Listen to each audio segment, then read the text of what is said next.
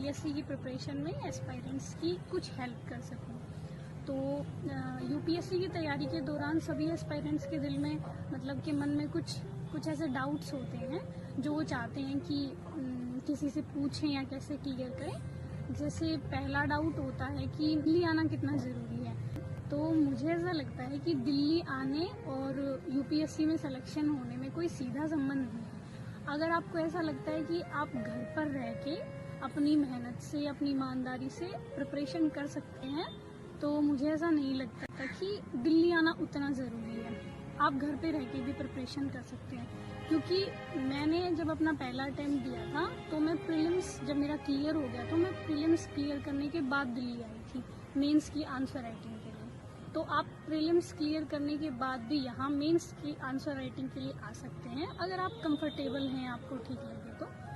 और उसके बाद मेंस क्लियर हो जाए तो आप इंटरव्यू के लिए, मॉक इंटरव्यू के लिए आ सकते हैं। लेकिन ऐसे परमानेंटली यहाँ रहने के लिए आना उतना ज़रूरी नहीं है। अगर आप गांव में रह के, अपने घर पे रह के पढ़ाई करना चाहते हैं तो वो दैट इज़ गुड, मतलब वो ठीक है। अगर आप मेहनत से पढ़ेंगे तो यूपीएससी उससे भी क्लियर हो जाएगा।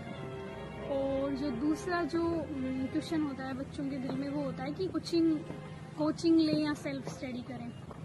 तो इसके बारे में मेरी सीधी सी राय ये है कि चूँकि मैंने कोचिंग नहीं ली थी तो मुझे कोचिंग के बारे में उतना सीधा नहीं पता है कि कोचिंग कितना % आपकी हेल्प कर पाएगी। लेकिन मुझे ऐसा लगता है कि अगर आप ईमानदारी से घर पे रह के भी विदाउट कोचिंग सेल्फ स्टडी करना चाहते हैं तो मुझे लगता है यूपीएससी की प्रिपरेशन आप कर सकते हैं।